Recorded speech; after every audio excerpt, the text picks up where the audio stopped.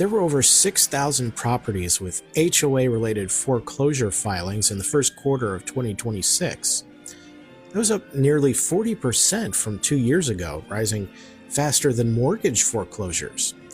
New research confirms that small talk with strangers is significantly better for your mental health than people would ever predict, and the people who most resist it end up benefiting the most from doing it. And the US State Department presented an AI-generated map of Africa that placed pretty much everything in the wrong spot. While everyone was busy arguing about politics, a bunch of other things happened. I'm Keith Conrad, and this is News Side Quest. The Wall Street Journal published an investigation this week that starts with a piece of information most homeowners probably don't know, but definitely should. There were 6,300 properties with HOA-related foreclosure filings in the first quarter of 2026. Spanning initial default notices to completed sales, that's up nearly 40% from 2 years ago and rising faster than overall mortgage foreclosure rates, according to real estate analytics from Adam. Homeowners associations do actually have the legal authority to place a lien on a property for unpaid dues and, in most states, to eventually foreclose on that lien. The process varies by state, but the basic structure is consistent. The HOA sends notices, provides opportunities to resolve the debt, files a lien, and can ultimately pursue foreclosures if the debt goes unresolved.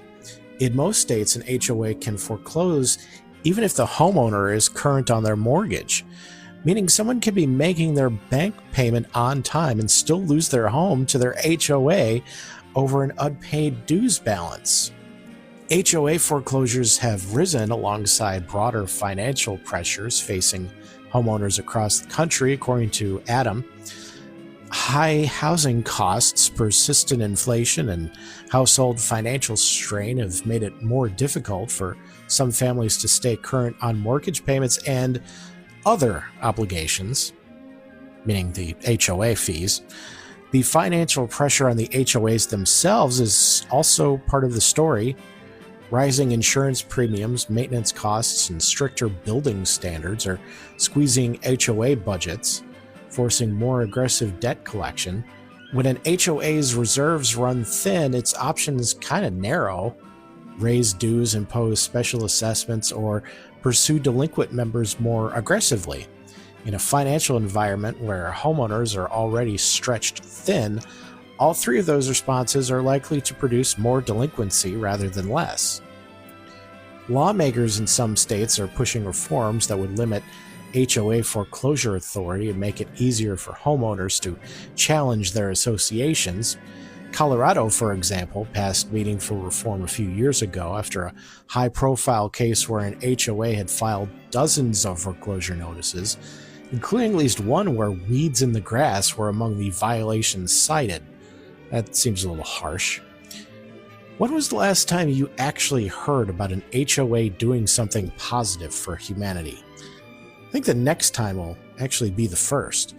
HOAs exist specifically to maintain community standards, property values, and shared infrastructure. When they work, they work. When they don't, they become institutions capable of taking your home over a missed assessment. That's a pretty wide range of potential outcomes.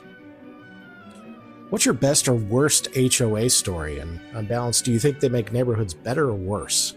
Idly-ho, neighborinos! A Wall Street Journal piece this week draws on a body of research that psychologist Gillian Sandstorm at the University of Sussex has been building up for years. Her new book, Once Upon a Stranger, came out this year, and the finding I want to highlight is the one that applies most specifically to the people most likely to resist it.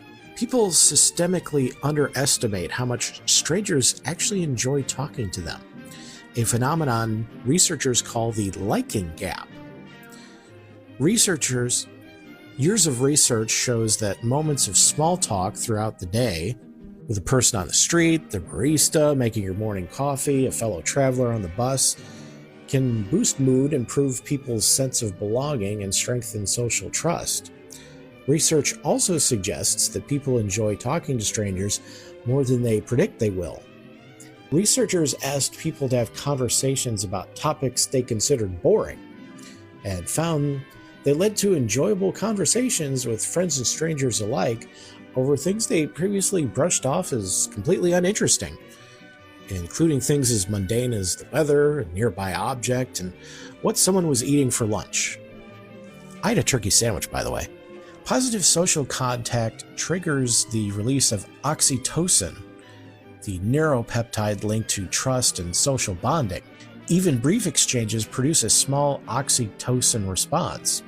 Repeated small doses of positive social contact across a day can meaningfully shift mood and reduce the background hum of loneliness.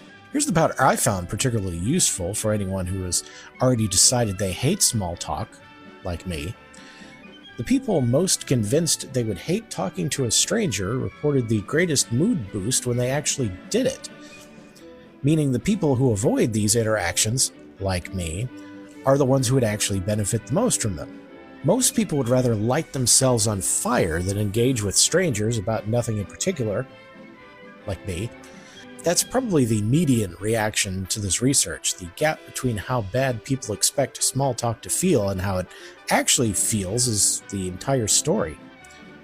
This connects directly to the third places disappearing story that we had yesterday.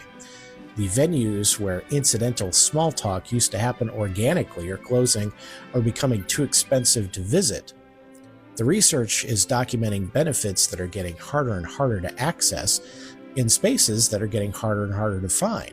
What's the best small talk you've ever had with a stranger? The conversation that surprised you by turning into something real? Remind me to tell you about the time I accidentally ran into Weird Al Yankovic at the Tribune Tower. Let's go already! At the AIDS 2026 conference in Rio de Janeiro last Sunday, the chief U.S. health envoy, Jeff Graham, who oversees PEPFAR, the President's Emergency Plan for AIDS Relief, took the stage to present the State Department's new international health agreements with African partner nations. Midway through the presentation, a map of Africa appeared on the screen. Nigeria, a coastal country, was shown landlocked in the Sahara Desert. Mozambique in southeastern Africa was relocated to the Horn of Africa. Uganda and Malawi had incorrectly drawn borders. The Ivory Coast, a country named after its, coastline, was shown to have no coastline at all. Cameroon was listed as a recipient country, but given no territory on the map. Not one of the 6 highlighted countries was correctly identified. A Reuters analysis found that the image contained an artificial intelligence watermark indicating it was made with open AI tools. The State Department said it took full responsibility for the confusion and that the map had been produced by a team member who hastily altered the slide deck immediately before the presentation. The conference attendees noticed immediately. Screenshots went viral. An expert on AI and geopolitics at the Atlantic Council wrote in a post that received over 40,000 views, quote, "Whoever created and approved this slide did not know where countries in Africa are and did not care to check their work," end quote. There is a structural context here. Since President Trump took office again, the State Department has significantly cut its global health funding and undergone a restructuring, which has seen a significant number of career experts lose their jobs. A former State Department official in Africa said that mistake is a reflection of what happens when you fire a third of the State Department, eliminate multiple layers of bureaucracy, and have 2 junior staff performing work undersupervised. Oops. This is not primarily a story about AI making a mistake. AI made a geographically incorrect map, which is not surprising. AI tools frequently hallucinate spatial relationships and have no reliable internal check against factual accuracy. This is a story about AI output being used in a high-stakes diplomatic context in a global health conference without any human with relevant geographic knowledge reviewing it first. Nigeria's coast doesn't appear, Mozambique doesn't relocate. If someone with basic knowledge of African geography looks at the slide before the presentation, the institutional failure is the absence of that review, not the AI generating something wrong. Have you ever caught AI making a confidently wrong claim about something you happen to know well, and what did it do to how you used AI tools afterwards? Wrong, wrong, wrong, wrong. Wrong, wrong, wrong, wrong. You're wrong, you're wrong, you're wrong. A Minnesota man was charged after placing a homemade spike strip on a path near his property to deter children from riding their bikes across his lawn. Yes, he was literally a get off my lawn kind of guy.